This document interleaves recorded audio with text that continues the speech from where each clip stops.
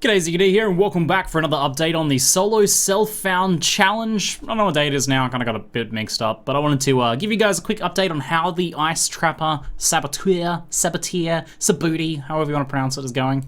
And I thought I'd also throw in a bit of a map commentary as well, since we're kind of at Endgame now. I'm 75 with slash played is 19 hours, so nothing too insane, been kind of just going at a reasonably leisurely pace, kind of pseudo, raced it for the first couple hours, and just a leisurely pace, like logging out, trying not to waste time where possible, but I don't know, probably like max 1 hour of time wasting in there, so not too bad. But progress has been really nice, and as you guys saw in the highlights reel I put up recently, if you haven't checked that out, go check it out. Pretty hilarious. Leveling to Endgame was glorious, and at Endgame now, still absolutely crushing it. I actually got pretty lucky too, and found an essence worm off the... So I have kind of like an arbitrary rule, right? If I find the first map that I find on a character is the first map that it runs. It's its lucky map, and if it drops as magic or rare, I run it unidentified. A little silly in hardcore, I know, but we come up with these random superstitions. Anyway, first map that I got was an unidentified magic something or other, and I ran it, and off the boss dropped Essence Worm, a very good and pretty valuable drop if you're not playing solo self-found, but pretty valuable for me as well, because it opens up some pretty interesting defensive applications. So my theory about the lucky first map is holding strong so far, so I'll continue with that until I'm proven wrong on it, but so far, not too bad. So this Essence Worm's a pretty interesting one, and that kind of like sets the flavor of the topic I want to talk about on this character today before I get in and do this like mini map commentary for you guys, is the defensive layering I'm looking at for this character. So here's what we're doing currently. We're doing, you guys saw that, damage-wise, I'm fine. I don't need to run any damage auras on this character. I'm running on a full link at the moment with Ice Trap, Class Trap, Trap Mind Damage, Cold Penetration, crushing everything still, so we're like full defensive on the auras. And now that I have Essence Worm, this has allowed me to run Grace. So I'm running Grace now, which is putting me at 39% evasion at my current level, 5300 evasion, nothing too amazing. I haven't like even qualityed this chest or anything, for example. Still have pretty low end gear, rocking some random armor gear here and there. So a lot of improvements to be made there, but it's still giving us a pretty significant amount of evasion. Now, that evasion by itself is neato, but it doesn't really do too much by itself, but that, when comboed with Enfeeble, it becomes very powerful. Enfeeble is an extremely powerful defensive curse. This has been known since the dawn of Path of Exile time. It's been, in long times past, it was one of the most popular curses. These days, a little bit less so, but it's still exceptionally strong. Now, what this does for me specifically is enemies have 34% reduced accuracy rating. So, you may recall a while back I talked about this idea of Poacher's Mark, lowering enemies' evasion so that you didn't really need any accuracy. Well, this kind of has like a flip side effect. With this, you don't really need much evasion to be able to evade most attacks. So that 34% reduced accuracy stacking up against my, reasonably little chunk of evasion means that I'm able to evade the vast majority of attacks, especially when combined with a Stibnite Flask. So when I pop this Stibnite Flask, I go up to 48% evasion, and it creates a smoke cloud, blinding enemies. Now, blind reduces an enemy's accuracy by 50%. So it halves their accuracy, and then Enfeeble reducing it by 34% reduced as well. Then you're talking enemies with very low accuracy against a character with a reasonable amount of evasion, and you just don't get hit by anything that's blinded.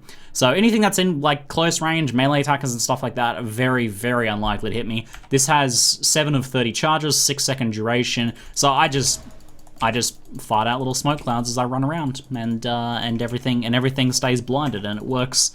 It works really quite well. If I ever have to kite any nasty packs of attackers or anything like that, then they get blinded and it works really nicely. So that defensive layering has been working out really nicely. So it was already working well without Grace, but since I found this Essence Worm, which allows you to run a free aura and +2 aura at that, so I'm running, this is a level 18 Grace at the moment, eventually becoming a level 22 Grace, maybe even 23 if I can get a lucky on the Val. So that's comboed with that just to make it like exceptionally more powerful. Now, that's not all that Enfeeble does. Enfeeble is really good for accuracy, evasion characters as well, because what's the weakness of evasion characters? When you eventually get hit, you take a big chunk of damage. You need good effective life. As you can see, my life pool currently is not very high. We are just about to get a whole bunch of life nodes, so I'm pretty much, in fact, pretty much all the nodes I'm getting from here on out are life. I'm getting this, I'm getting this life, I'm getting this life, I'm getting this life. It's pretty much all life. I'm getting this life over here, this life cluster. It's pretty much all life from here on out, and probably going to rock a few life jewels as well. So our life is about to skyrocket. And then having that 25, what is it? How much is it? 29% less damage.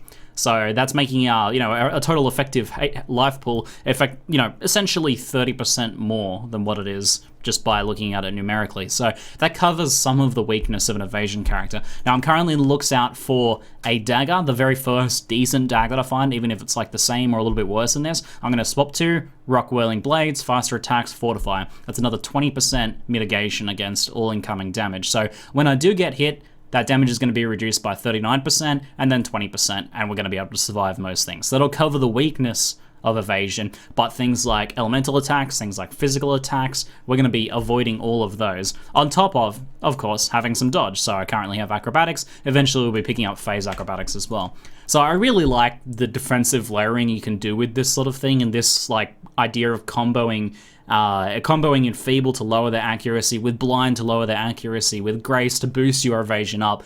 Just is really, really sexy defensive layering. So I really love the ideas behind that. And I'm also kind of thinking about testing Blinding Assault. Explosive Expert's good, 8% penetration for my traps. You get pretty good penetration already, so it may not really be necessary. It's a nice bit of extra damage. There's not really much there. 8% penetration, 2 points is, it's okay. It's pretty good.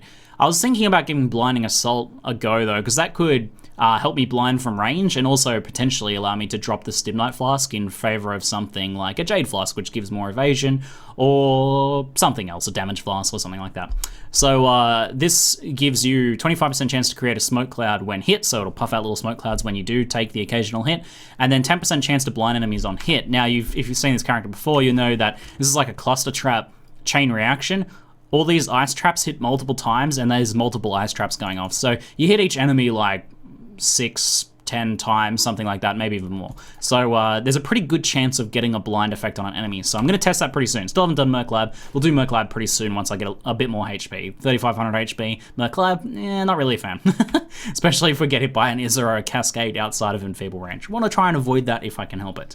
So that's gonna be kind of like comboing that smoke in probably a better way than a Stibnite Flask, being that the Stibnite is only melee. So pretty good luck with the Essence Worm. Thinking about further pushing the defensive applications a little bit. At the moment, I need to run Clarity. Clarity solves mana issues. I'm able to spam my traps pretty much as much as I can without running out of mana. So mana is not a problem at all, just with a level 14 Clarity.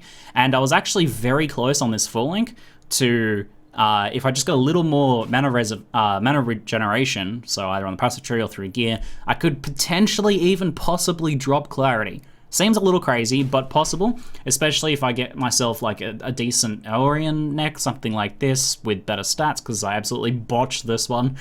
So it hasn't all been lucky, don't worry. So if I can do something like that, then I can drop Clarity and instead substitute in Arctic Armor. So if I drop Clarity just here and put on Arctic Armor, that leaves me with currently 170 unreserved, which is just about enough, a little bit more and a little bit of mana regeneration, and I could probably sustain with that. So that would, again, further cover the weaknesses of evasion by when I do get hit or if I get stunned and stand still. Also, chilling enemies is really nice. Then that will cover some of the physical mitigation issues that you can have in an evasion character.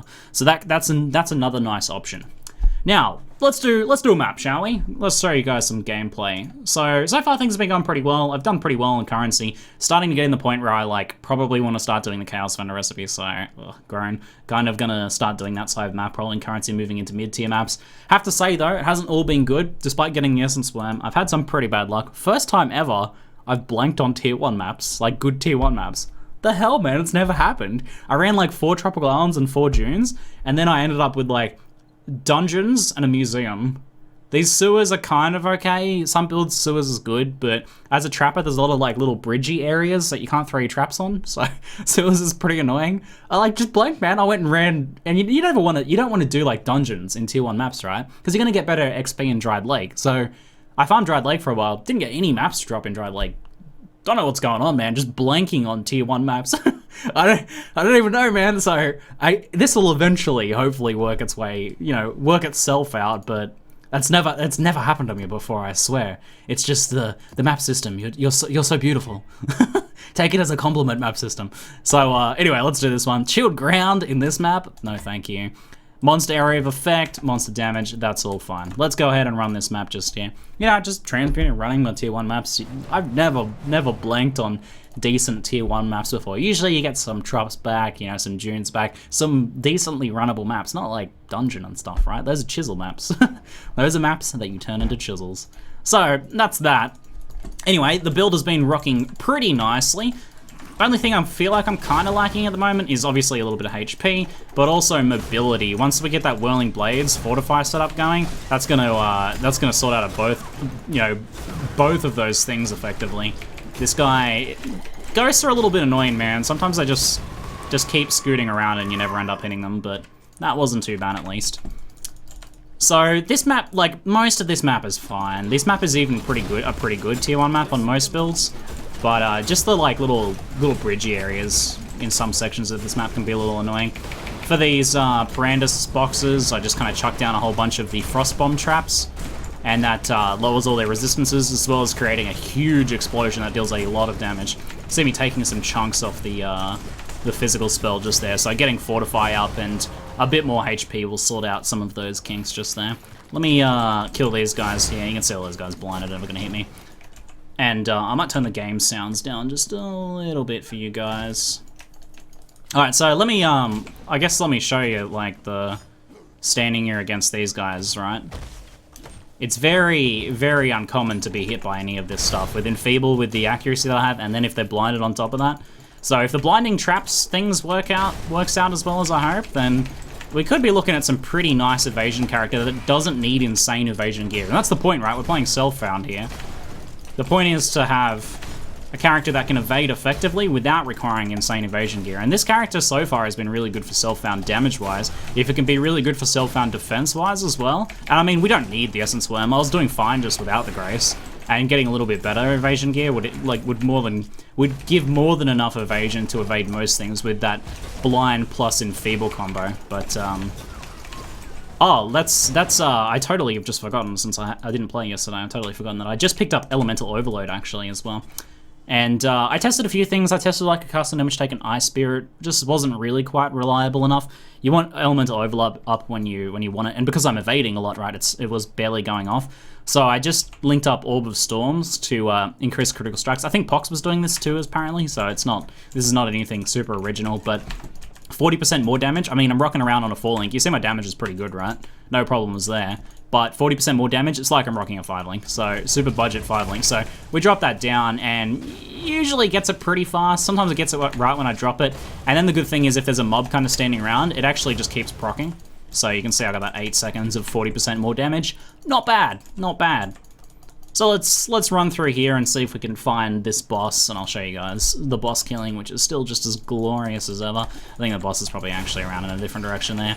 Most packs I just use Ice Trap for. The reduced cooldown from some of the trap nodes in the tree and from the Ascendancy class just make it so easy to play traps now with even just a single trap. Like, the cooldown is not an issue. It's so very nice. Bigger packs like that, I'll chuck a Frost Bomb in there first, because that'll explode and clear out anything that, that the ice traps maybe miss, as well as lowering their resistances by 20%. Such a nice trap, that Frost Bomb trap. And it's like, how visually pleasing is this build too? So this is like a resistance mob, no issues there. Tons of damage. Oh, we just had a, oh man, what's this one even called? Blood Reaper. I don't think that's gonna be particularly useful for me. So as you can see, I'm a little slow. I got 25% move speed boots, but I'm not currently rocking a Quicksilver of Adrenaline, so that's making me feel a little bit sluggish, and no Whirling Blades. So hopefully those, by the time I check in with you guys next, those sorts of like the slightly sluggish feeling of moving my character around will improve. You know, we need to keep up with the clear speed matter, man. So it just feels a little sluggish at the moment, but really we're clearing really fast, and I've been for Cellfound maintaining really good XP per hour as well.